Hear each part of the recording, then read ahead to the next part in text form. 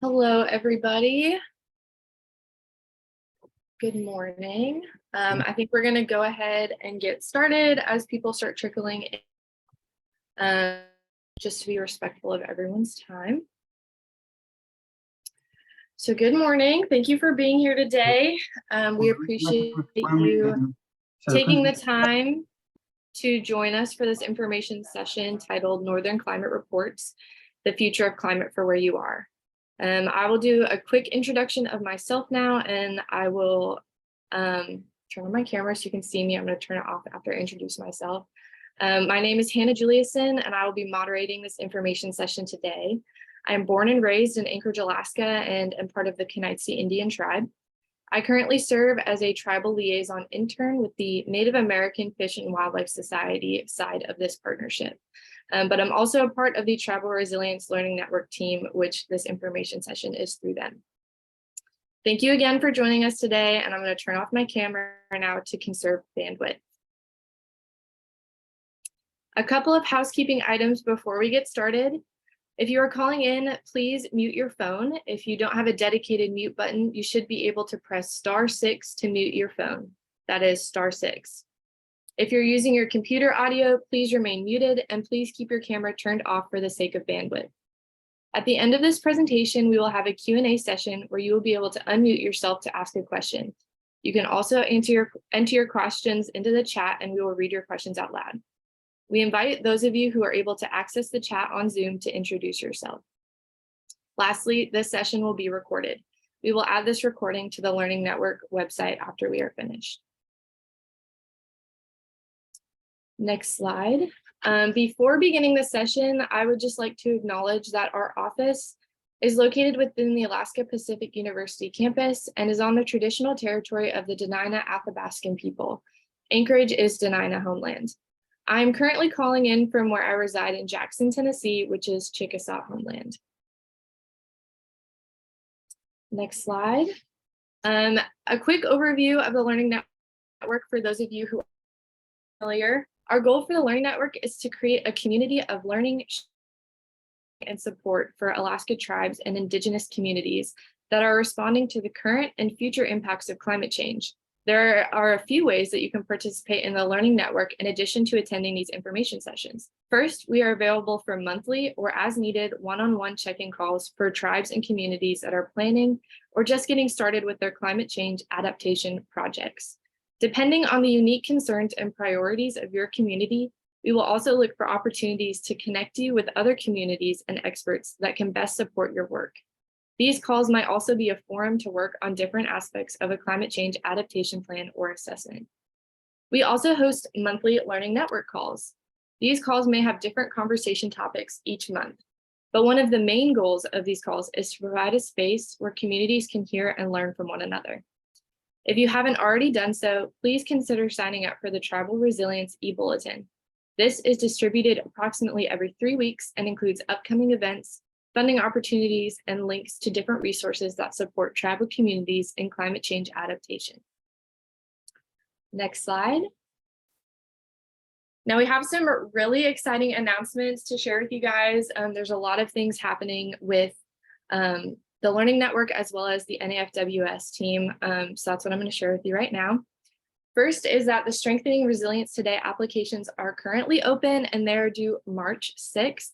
And there will be an information session tomorrow morning at 11 a.m. and the link is there on the screen if you want to copy that. The Alaska Tribal Resilience Learning Network invites your community to apply for a forthcoming training series that includes a community-based workshop to assist with planning for and responding to impacts from climate change. The Looking Forward, Looking Back, Strengthening Resilience Today, or SRT training series will support communities taking steps to address local issues and concerns related to our warming Alaskan climate. Community leadership interested in building their collective understanding of a rapidly changing Alaskan climate are encouraged to apply as a team. While there is no cost for the training series, we stress that community team members commit to fully attending and participating in all training and be open to working together as a community team and with the broader project facilitator team. There will be a webinar at 11 a.m. if this opportunity interests you. Second, we have the NAFWS National Conference in Anchorage, Alaska this year. It's the 40th annual Native American Fish and Wildlife Society National Conference. This conference is a great opportunity to network and learn from one another. We are planning to focus more on climate change this year, and thus our theme is celebrating 40 years of success. The past holds the power, the future holds the promise. If you're curious, more info can be found on nafws.org, and the NAFWS team would love to see you there. Thirdly, NAFWS is hiring. Our company has been blessed these last couple years, and we have the capacity to hire lots more folks to continue doing good work. We are currently hiring a senior tribal climate liaison, which would be my boss, so come work with me.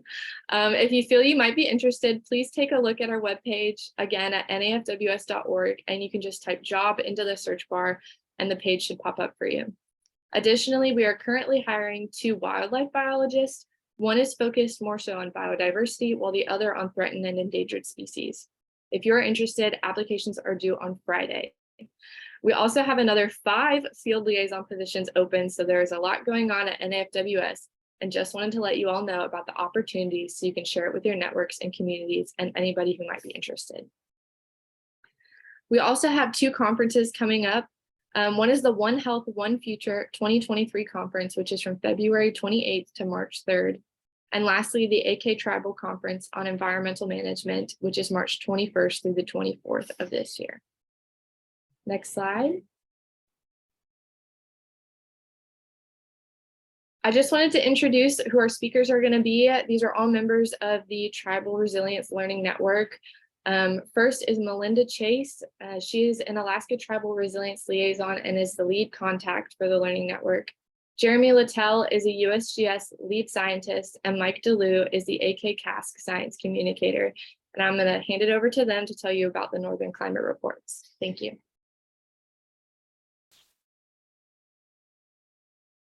Adit Yahuds, hello all. That was a great introduction by Hannah, and I want you all to know that Hannah is our student intern with Native American Fish and Wildlife, who's partnering with the Alaska Climate Adaptation Science Center, and it's just great to have her do that introduction this morning.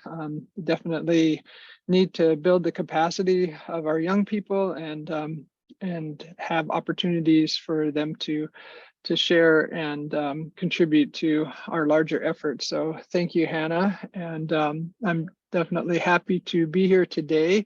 I haven't had a chance to participate in the information session in my role in the last couple of months. So, and it's great to be here with fellow team members under the Learning Network, and I welcome all of you. Today, we are going to have a presentation that includes Jeremy Littell. He's one of our lead climate scientists under the Alaska Climate Adaptation Science Center, and Mike Ledoux, who works with communications and, of course, is a glue for getting out a lot of information. And he also helps to develop the SNAP tools. So I'm real happy to have them here and their expertise to present with you. And so I just want to go over the outline for today. So Mike, if you can give us the next slide. So in the presentation today, I'm just going to go over a couple of slides to talk about, the context and reality that many of you all know we're currently in, but particularly from the point of view of resource or managers of our traditional lands or relationship to our traditional lands as Indigenous people. And I think providing that context and thinking about how we are trying to make decisions and really, wrap our mind around the changes that are currently happening. And then, of course, understand some of the projected changes and how to, internalize and integrate those in our planning process, and particularly when they're represented in tools like the Northern Climate Report. And so I'll be doing just a couple slides on that. and then turn it over to Jeremy, who will give some background and talk about, how to read the information, and we'll do an overview of the tool in the background and how to use it outside of the site. Mike will touch on those, and then how we can make this tool better for the use of all of you and all of us. We definitely are in the process of developing this tool and making it more understandable. So your feedback on how to do that would be important. So that's sort of a snapshot of today's information session. So Mike, next slide. So really, talking about the context of what we are making decisions in really starts from our values of Indigenous people. And for those of you who don't know, my home village is Anvik. It's on the Anvik, mouth of the Anvik River and the Yukon River in the lower middle interior of Alaska. And I keep close ties with home and always, thinking about this work. How do we, in working with resources that come through the Alaska Climate Adaptation Science Center or other agencies, how do we really present and look at things from our perspectives? So as Indigenous people, we know we have a responsibility to our lands, our waters, and our community. That's, our community across the generations, from our elders to our young people.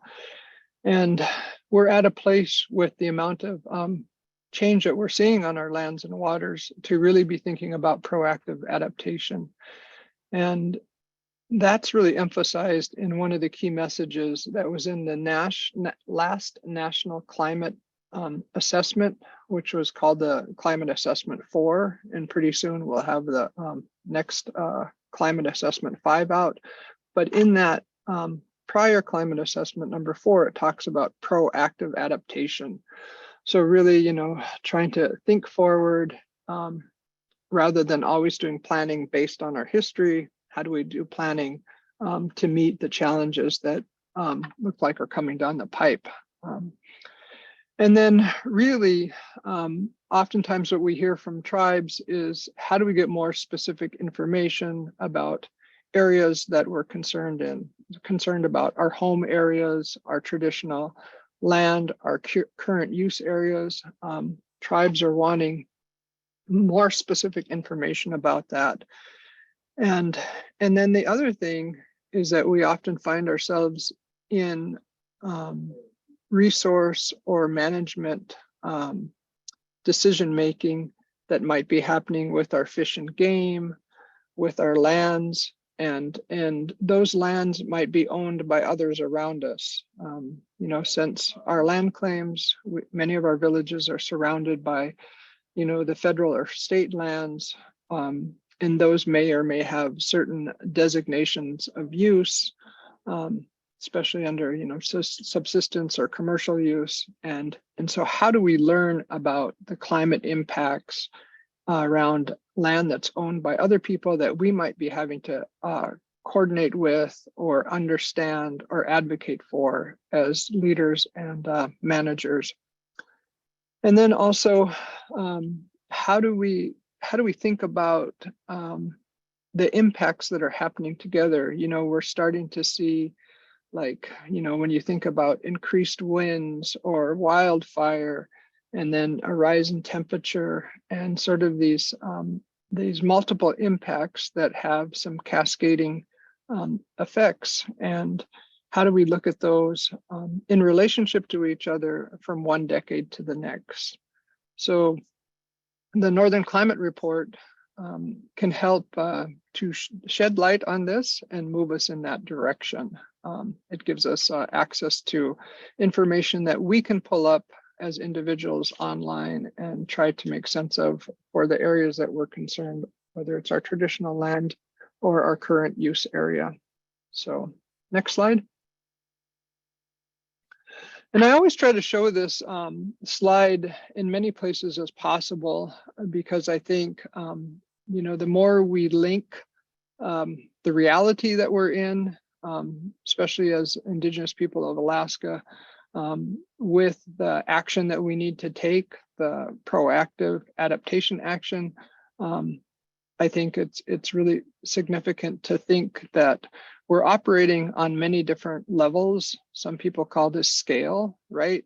We're seeing climate impacts that are happening to us, either individually, many communities that were impacted by Merbok, that there was individuals that lost their fishing site, that were impacted by, the storms on the West Coast, that they had personal loss and our personal impact.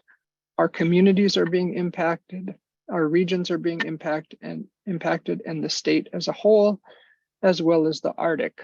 And so those climate impacts are happening at every level or every scale. And then we also need to think about proactive adaptation at all those scales. How do we individually be prepared for drastic or unforeseen change, or even slow moving change, like permafrost thaw? But then how do we also react maybe at a sub-regional, regional level when it comes to our fish and wildlife and our food security being impacted? And so these are just things to be thinking about as we're looking at this tool, because it can provide us information at a couple of different scales that may help us be making decisions at these different levels. So next slide. So at this stage, we're going to hear more specifically about the Northern Climate Reports tools, and I will turn it over to you, Jeremy. Welcome. Thank you, Malinda. It's good to hear your voice. I know you've been traveling. It's good to see all of you on here this morning. I'm happy to be able to tell you a little bit about a tool that we worked on collectively as a group.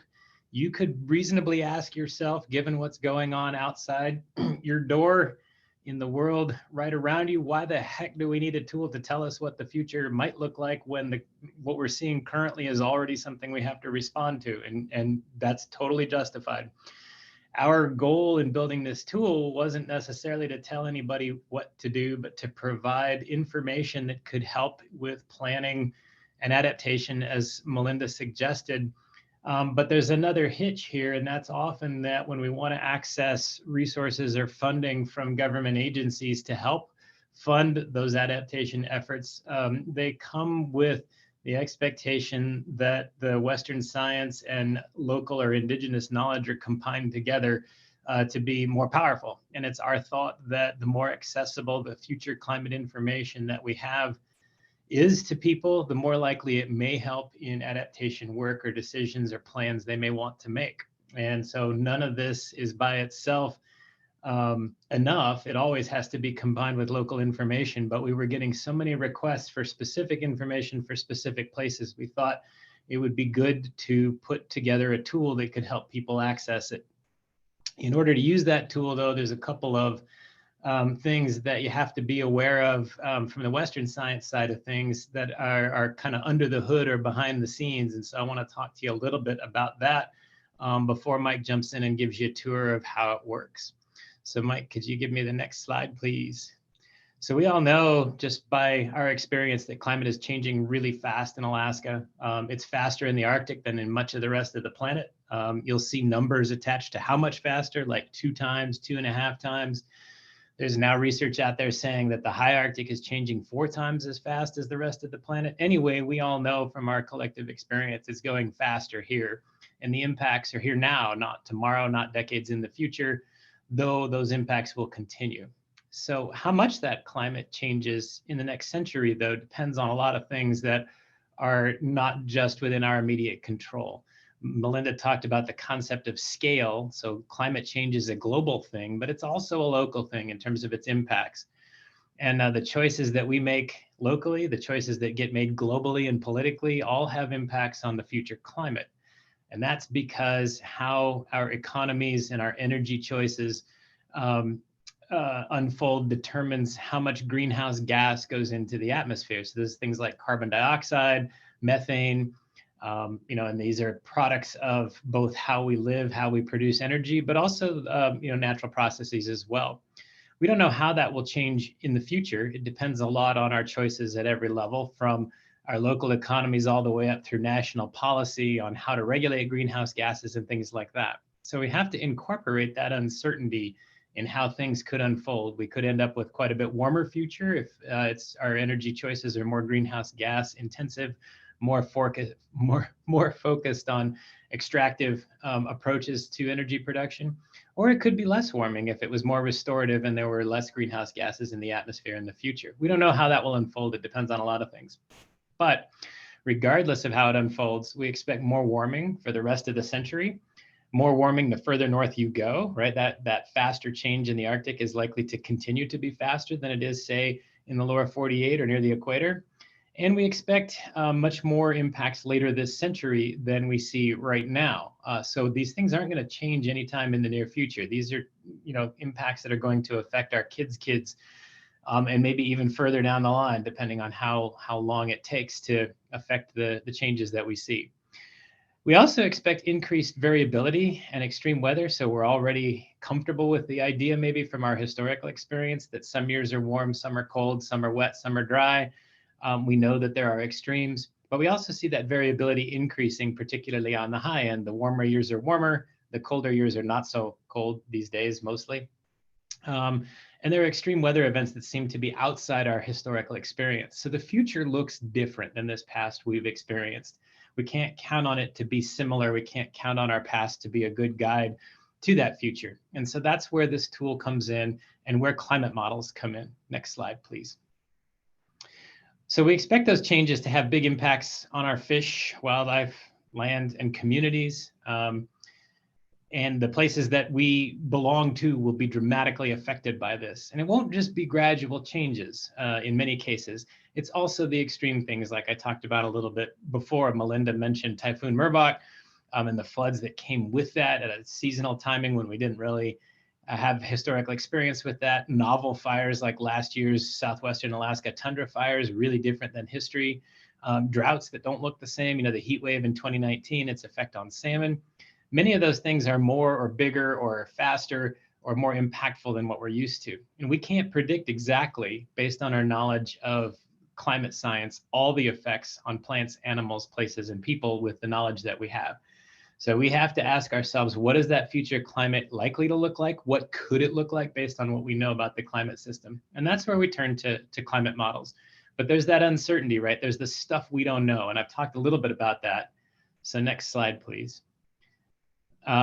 It's uncertain in the sense that we don't know for sure, but we have a huge interest in trying to do the best we can and understand as well as we can what the future may hold because of those impacts on fish and wildlife, on livelihoods, our local economies, on transportation, how we get around, how we access resources, the infrastructure, buildings, roads, what have you, that we already have. What does it mean for those things that really affect how we live in the world and our qualities of life? The wisest course of action in a lot of these cases with respect to our adaptation options is to keep those options open to preserve, for example, habitat for key cultural species. And understanding how we might do that, if we can get a better handle on future climate, then we'll have a better chance of doing that as we go forward. And so that information in some ways is quite powerful potentially, especially if it's paired with local or indigenous knowledge of how these things are changing on the ground. Next slide, please. So I'm gonna put forward a graph here. I know not everybody thinks in graphs, but I'll try to walk you through what's going on here. What this is talking about is the sources of uncertainty in future climate. So if we had no science and no information to act on, we'd have to assume the future climate was the same as the one we already experienced. And we already know we can't do that because it's changing so fast. So the part of this that looks like our experience is that part in the lower left. That's kind of the gray, there's a gray splotch with some black lines through it. The black lines are the observed temperatures averaged over the whole Arctic from the 1950s up to the early 2000s. The gray splotch around it is how climate models saw that history when we ran them, given information about how the planet works, what the greenhouse gas levels in the atmosphere were, things like that. And you can see that they do a pretty good job. The observations in black are kind of inside that gray splotch, and that white line in it is the average of all those models. And so the models actually give us back the history we already know to have occurred.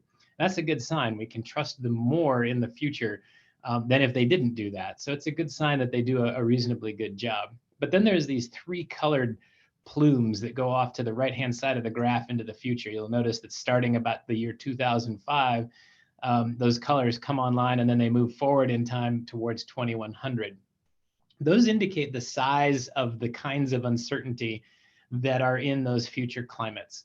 The green one is related to how much greenhouse gas ends up in the atmosphere. I told you earlier, we don't know how that goes, and it could be low or it could be high or in between. And by the end of the 21st century, that's by far the biggest thing that we don't know, and it has the biggest influence on the climate. So that's what the numbers that go up and down on the left side of the graph are. That's how much change in temperature you get. You can see that the range of future temperatures we could expect by 2100 is quite big, and most of it is taken up by that area in green. That's the emissions uncertainty, and it's the biggest source in the latter half of the 21st century.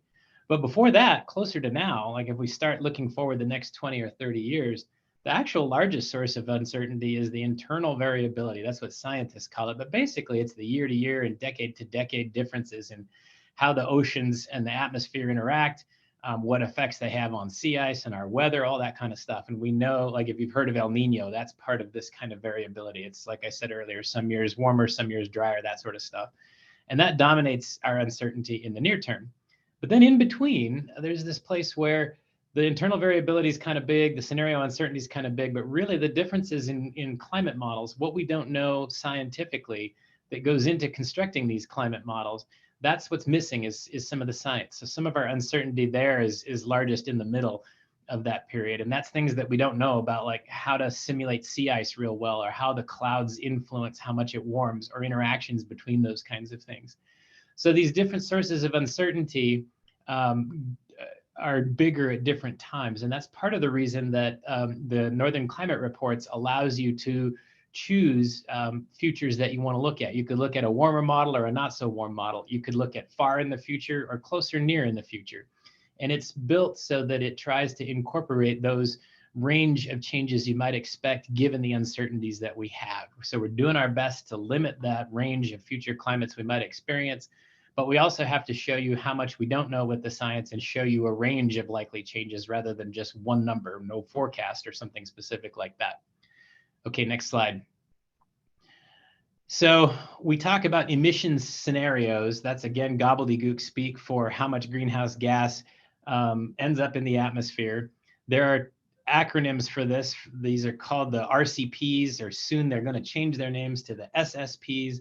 It doesn't really matter so much what that means, but you can think of them as different futures where you get different amounts of warming based on how much greenhouse gases end up in the atmosphere. So the higher the number, you'll see this RCP 8.5, or there'll be SSP 8.5.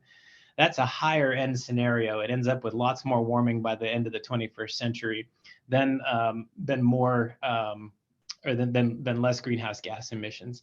And so we have to account for both of those because they're both still possible, right? This RCP 4.5 is quite a bit less warming. It's also not as likely given current global policy and current energy uses, but we could still achieve that lower warming if we were really rapid in our transition to more green energy and more global policy to affect climate change. And so in the Northern Climate Reports tool, you'll see choices for RCP 4.5 and 8.5, and that's what that means. Is that a less warming future or a more warming future? There are other ones, but they're not considered very likely at this point, or they're in between these two. So you can think of that blue one there, the 8.5 or higher warming, as higher risk, and it's much higher risk as you go forward in time. Less difference towards the middle of the century. So like the 2040s, 2050s here in the next few decades, there's not that much difference between these two, say for Fairbanks winter temperatures, which is the graph you're looking at there. But by the end of the century, they diverge quite a bit. That's like, almost 5 degrees difference between the two, which is pretty substantial. Okay, next slide, please. All right, climate models. I told you a little bit about climate models already. What's a climate model? Well, it's a computer simulation of the climate, kind of like weather forecast models. Now, before you dismiss that, I know a lot of people out there get weather forecasts in Alaska that don't seem very accurate. And in part, that's because there's a lot of things we don't know. They're getting better all the time. But climate models run in a similar sort of way, but with a couple of really big differences. One is they're constructed to try and simulate the climate over centuries or many, many decades at the very least, instead of, say, like the daily weather. And they're designed also to do that at a global to regional scale. They run at a much coarser resolution than a weather model. They've gotten way more sophisticated over the years. Way back in the 19th century, people actually did this essentially with pen and paper, with some very simple equations about how the planet responds to temperature, to its atmosphere and the sun and things like that. And over time, they've incorporated many more sophisticated things into those models, like sea ice and actual land surfaces and vegetation and things like that. The important thing isn't so much when and where these got improved, but the fact that they're getting better all the time. There are lots of these models that are built by different modeling groups around the world. You can see 42 little Earths over here, each one representing a different climate model from a different modeling group. And when, Malinda talked about the National Climate Assessment, there's also the global, the IPCC global assessments. These use these many different climate models around the world to get the best idea they can about how the future climate will change, given the greenhouse gases and other changes in the planetary system. If we could, we'd take all of those and ask each of them, what do they mean for each particular place in Alaska? But that would be way too expensive to do in terms of time and money and computer power. And so instead, we have to pick the ones that work the best in the region. And when you look at the Northern Climate Reports tool, what we've done is picked 5 of them that work the best for Alaska. And in some cases, we average those responses to get the best guess at what the future might look like. In other cases, we present a high one and a low one to give you a range of futures that we might expect. But we can choose the models that did well historically for Alaska and for the climate we already observed, and then use them to give us as good an answer as we can expect for what the future might look like. So Northern Climate Reports does that as well. Next slide, please. I think with that, we're going to switch to Mike. He's going to tell you a little bit more about what the tool actually looks like and how you use it. And hopefully, if you have any questions about these specifics or anything, I'm always available to answer those questions. You can contact me if you need to, or if there's something in the reports that doesn't make sense to you or you want an explanation of it, we're also happy to help with that in the future.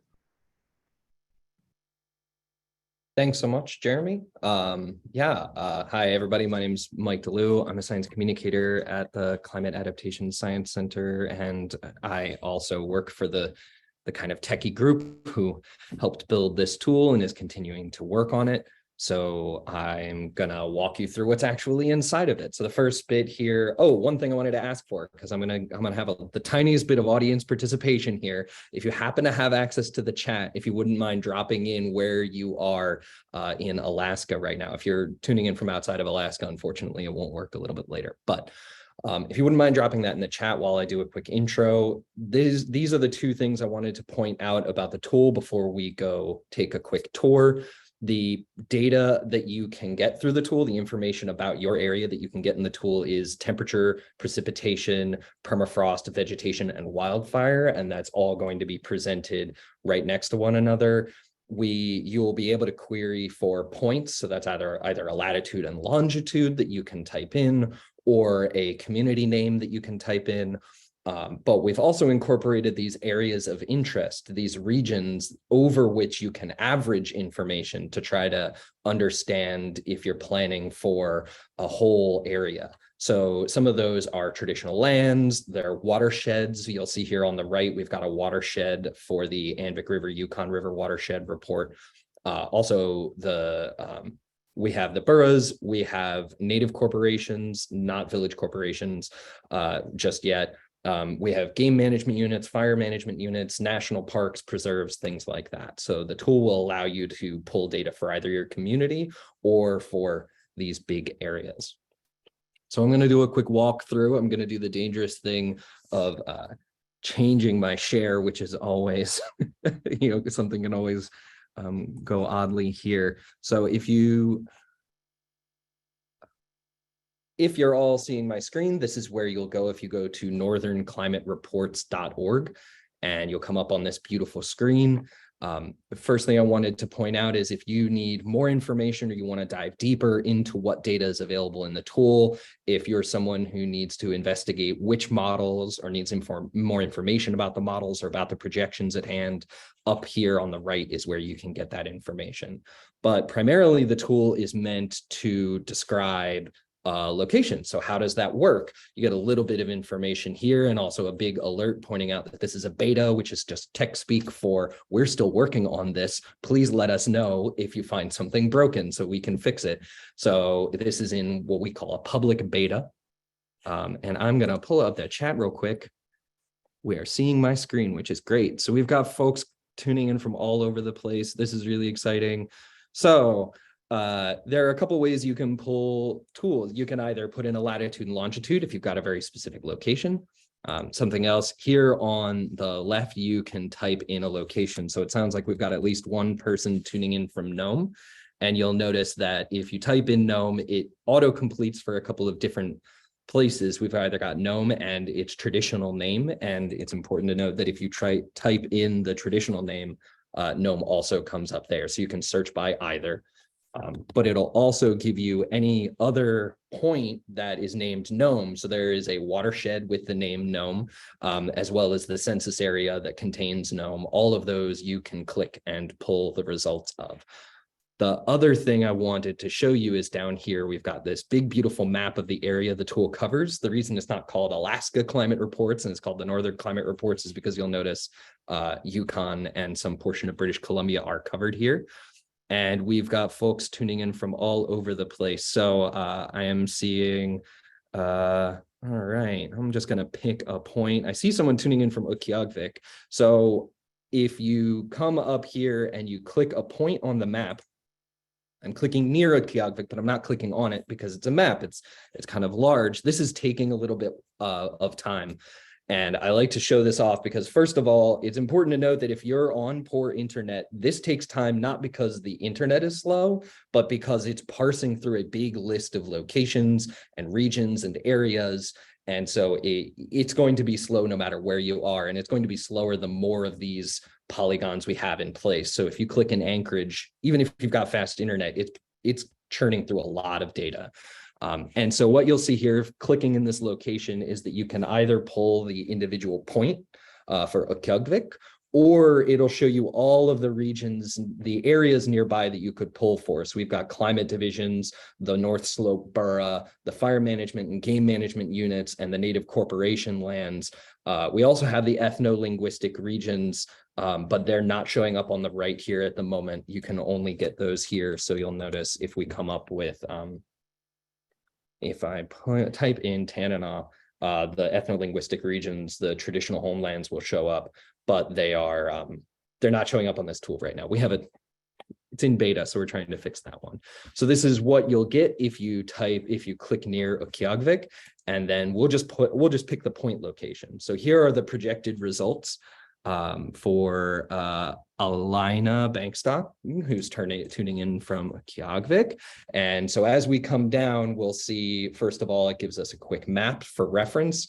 And then we wanted to start out with plain language. What can we expect to see? So these in Utqiagvik Barrow, average annual temperatures may increase by about 18 degrees Fahrenheit by the end of the century. Just in plain terms, what are we going to see for temperature? Which seasons is possible to change the most? What the models say with regards to precipitation, to ground surface, permafrost, and to flammability. So then as we scroll down, we're going to get a little bit of an introduction, and you'll notice that 2 key points. If you need your data in metric, you can pick metric, and this little camera icon is going to be really important later. And then a list of the actual data. So as we scroll down, another reminder that this is a beta and how to let us know if you find something broken, and then the meat and potatoes, as I would say, show up. This is the actual results from the tool. So we're seeing winter temperatures in Utqiagvik from 1950 through 2099, according to the different models. And as you scroll over them, what you'll see is what Jeremy was talking about. He pointed out we've got a model that tends to run a little hotter than average, a model that tends to run a little colder than average, and a 5 model average. So this is the 5 models that perform best for Alaska.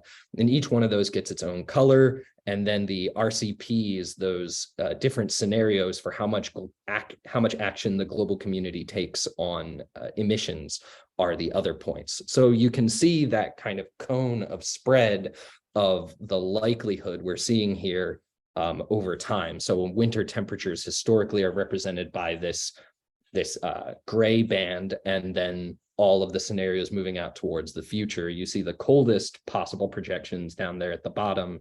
I think if I parse this real quick, RCP 4.5, one of the models says we could see an increase of 8.8 degrees Fahrenheit down here at the bottom by the end of the century, while RCP 8.5 under the this model with the NCAR name, that's showing up to 33.8 degrees Fahrenheit. So that's the range of possible futures. And of course, you can see that for any season all the way through.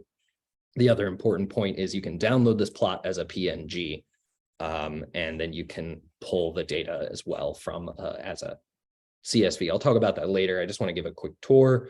Precipitation comes next, and you're seeing the exact same models. What you'll notice is that models have a lot less certainty when it comes to precipitation. So you might see a less clear trend. I mean, this is a pretty obvious projection forward. The trend is very clear here. You're going to see less obvious trends in precipitation, but that can still inform whatever plans or requests or grants you're writing there.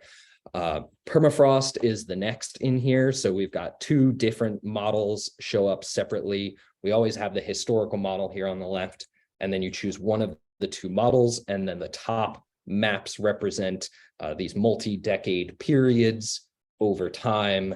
And the key is down here, how much permafrost, between continuous permafrost down to no permafrost. So we're seeing a shift from continuous permafrost in Utqiagvik to more amounts of cold discontinuous or discontinuous permafrost, which is a pretty big shift and something you'd want to be planning for if you were building buildings or roads or literally any infrastructure, right? We move down to active layer thickness, how much of that permafrost freezes and thaws each year as it gets warm and then refreezes in the winter. And then for areas where you don't have permafrost or where permafrost will move into no longer being in this top layer of the earth, we have a ground freeze depth. So that's why you'll see these 2 charts side by side. Essentially, you're moving from having permafrost to having a ground freeze depth, which is more of a lower 48, something you see down south. It's just your frost line. And then finally, wildfire flammability and vegetation, which is not going to show a lot of fascinating information for Utqiagvik. I don't think this data changes very much, but that's just because this data is specific to that location, which is why it's useful. And then, of course, the vegetation type change, which is a function of wildfire, of permafrost, of temperature and precipitation change. All of that is driving changes in vegetation, though, once again, for Utqiagvik, not a whole lot. And then the same data represented as a graph. I wanted to just say one more thing, which is a lot of folks, the whole point here is that this is useful, that you can pull this out and put this into whatever reports or plans your community or organization is making. 2 key ways to do that is if you click the download plot as PNG, you'll notice, I think I have, it's not going to show up, but that's just, sorry, that's not going to show up, but that's a PNG is just a photo that you'll be able to drop into a document and utilize however you need to. You can put that into your spreadsheets or your documents or your PowerPoint slides if you're putting on a presentation about what the future is going to look like. And if you need to make your own, you can download it as a CSV file. That's just an Excel file where you can build your own graphs and charts or incorporate it into other data sets that you might have for your community. And then, yeah, I think that's actually all I have. So I am going to leave here and go back to the Northern Climate Report slides. So that's the data, a quick tour through what that looks like for Utqiagvik, and whichever community you pick it's going to pull the data for that area. So its function is pulling it on the back end and how to pull it out for your own plans and reports. I think at this point, we're going to move into the Q&A. The big questions from me and our tech team and our science team for everybody is if there's any areas, those regions that haven't been thought to be included already, ways that our text could be improved, and if there's other comments or suggestions from the group. But yeah, at this point, I think we're just going to open it up for a general Q&A. Malinda's got a question first. Hey, Mike, you know, can you go back to, can you pull up another region also? I think Utqiagvik, you know, we know that the permafrost is thawing, and that is a pretty, it's going to have pretty tremendous impact on the region. And can you also like show another area of the state? I don't know, maybe Kakanok, I know that they're on, or one of the other areas, and maybe zoom in between like fire and vegetation. Sure. Right, and looking at the decade, because the point I made earlier was thinking about the presentation of this material together, right? Like thinking about looking at the decade where there might be increased temperatures, right? And then how that might relate to wildfire. And then what follows in terms of any of the growth, right? And I'm not sure for Kakanok, but I want to emphasize this with folks who are on, because in myself, you know, I don't have a science background. Trying to read charts like this takes practice, right? And looking at them. And, you know, when I was looking at, let's see, so this is for Kakanok. I'm sorry, Mike, this is the ground temperature, right? Can you go to the wildfire flammability, right? And yeah, and this is specifically representing something called a fire return interval. I think Jeremy can speak a little bit to what's being represented here, but if I understand it, it's basically describing the average likelihood that any given point will burn in any given year over time. Is that correct, Jeremy? Yeah, the numbers are hard to think about, but you can think of it that way. I like to think of it as the number. It's basically the relative likelihood that each cell would burn. The redder it is, the more often it burns across different simulations of the fire model. And the closer it is to that light peach or white color, the less often it burns. Usually that's a function both of climate and vegetation. So like if it's black spruce or white spruce, it's way more likely to burn than if it's birch or aspen or something, or tundra. So thank you, Jeremy. So thinking about like looking at Kakanok's on the RCP, right, 4.5, which has more red, which is that likelihood Jeremy just talked about between now and we've already gone through, you know, 2010 to 2023. So looking at 2023 to 2039, the increased fire, right? And what's interesting for me is looking at the 8.5 shows a little bit less, but then more in the following 2040 to 2069. But if you okay, so think about that. Just look at the RCMP 4.5, right? And looking at the intensity and thinking, okay, so by this from 2023 like to 2033, that's 10 years plus an additional 6 years. So the next 16 years, the projected amount of fire around Iliamna, right? The possibility at a 4.5, even though we're on more of a 8.5 journey right now. Then can you go to the temperature? Go back to temperature, right? So what is it saying between 2039 and 2040? See that rise in temperature there, right? And then can you pull up where's the 4.5? So the 4.5 is like just above, where's the 4.5? So they're NCAR. mixed in the mall. NCAR 4.5 is projecting 2.3 degrees Fahrenheit increase. The MRI 4.5 is saying 2.1 degrees increase, and the average is saying 2.9. Yeah, so just I guess drawing a relationship between this increased temperature and what's happening with the increased flammability. And then can you go to the vegetation?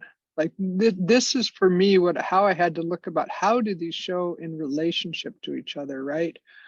So then look at this potential vegetation that's there in 2010 to 2039 under RCP 4.5. That's the second to the right in the top row. And then the next century, right? A change from, part of the black spruce that you see in the dark green, right? And the temperate rainforest and the lighter green, to more of a deciduous, which is, more of your leaf like birch, right? A change in the landscape, and if you think, okay, so, if you have a 10-year-old now, in 16 years, they're going to be 26, but by the time it's, 2040, what's the land change that's going to happen potentially in their lifetime, right? And how are we preparing our young people for that? For whether it's like responding to the emergency of potential wildfire in and around our villages, which is a fast change, or like Upyavik, how are we preparing them for, the change in permafrost and the decisions that are going to have to come with that. So I feel like I'm probably speaking to the choir because all of you are here, but what I wanted to raise was looking at these in relationship to each other. And it just takes a while to go back and go over the material and talk yourself through some of it, or, a lot of us here would be willing to talk with you about it as well. So I'll stop there. And I don't know if I gave us much time for Q&A. Thanks so much, Jeremy and Malinda, both of you. Jeremy dropped an interpretation there that shows how this vegetation change drives the wildfire change as well. Did anybody else have any other questions they wanted to ask about the tool, or how to use it, or how to pull this data into your own work? Mike, we have a raised hand from Robert White. I'm gonna lower mine a lot, Hannah. I think mine is more, Mike, I can reach out to you directly, more suggestions, things, maybe looking for in a tool like this. So I want to hold space and time for others who are coming from a different perspective.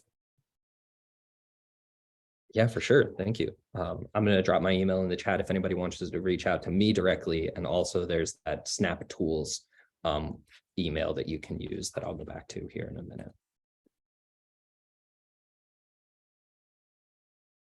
Looks like we have a raised hand from Hannah, and then Nathan also.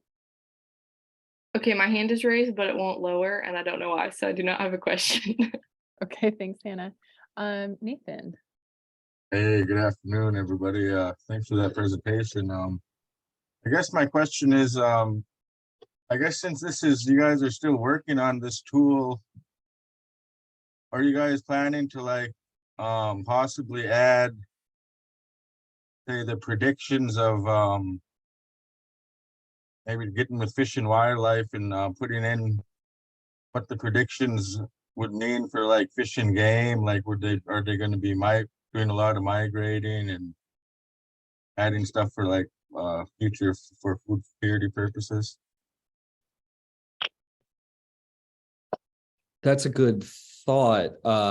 So currently this tool is focused primarily on the model outputs themselves, the results of the climate modeling, and the hope is that that would be utilized by the fish and game folks who know that, know what those results are like to be better than I would. I don't. So I don't know whether that's in the cards, but if there were areas that Fish and Game needed the information collated over that we do not already have, we inserted the game management unit specifically for that purpose. So if there were areas they needed over, or if there was a way we can improve the interpretation that would help that audience, of course, we'd be open to that. Mike, just for clarification, the game management units for the Alaska Department of Fish and Game is one of the ways that you can search for outputs. Is that correct? Yes. So when you click a location, or you can search game management units individually, but they are one of the areas of interest that you can pull the results by. So I think I just picked an area near Nenana, and it should show us whichever, the 3 game management units that are close to this area, and then you can summarize that information over game management unit 20A.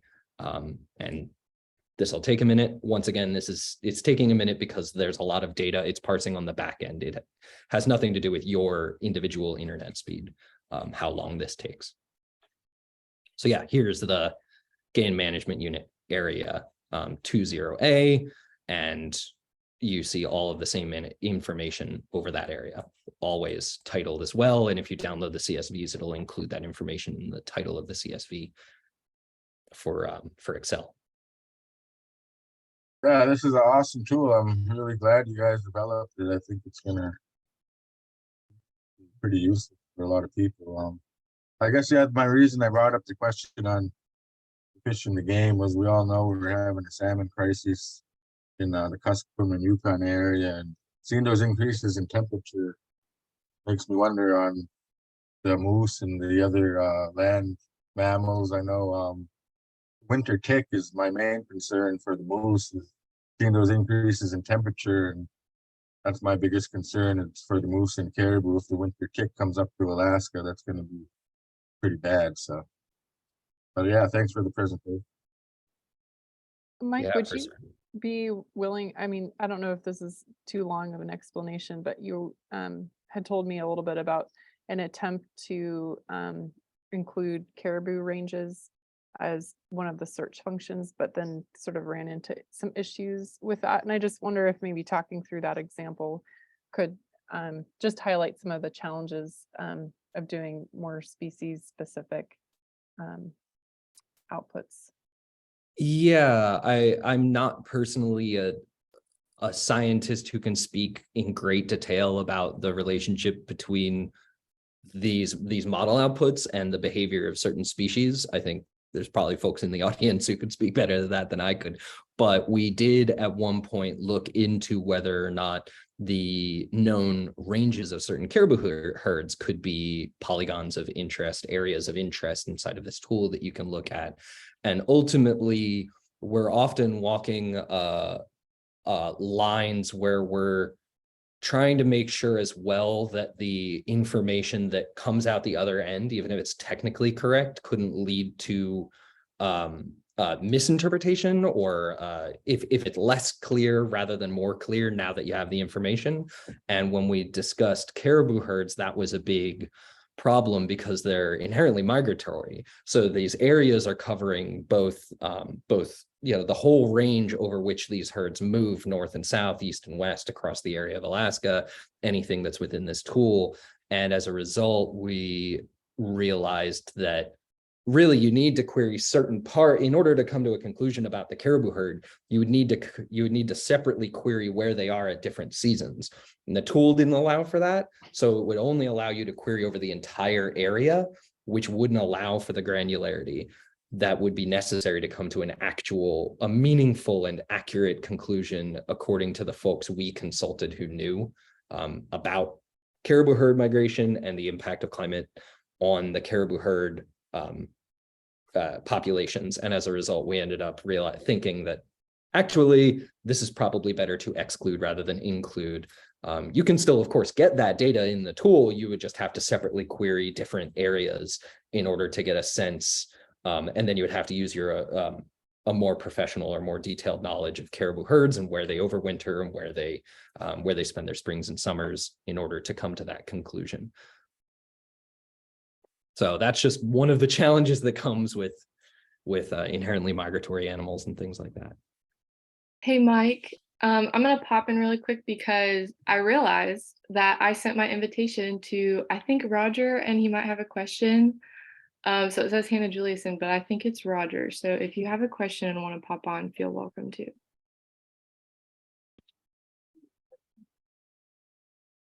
Yeah, this is Roger Kay, and first of all, I'd like to say a great presentation, but also respond to what we began with, Malinda's statement that we need to build capacity of our young people.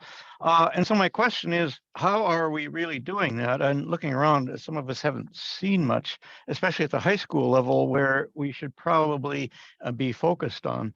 I would just say there's a proposal under development with Fish and Wildlife Service to do school programs, scenario workshops in high schools, in which students would work with scientists like you guys and others dealing with these scientific models and projections and developing scenarios using the latest decision-making frameworks that the agencies are now using to deal with global scale change. So anyway, I was wondering, what interest is there? What has been done at the high school level to prepare future leaders for this increasingly technical issue?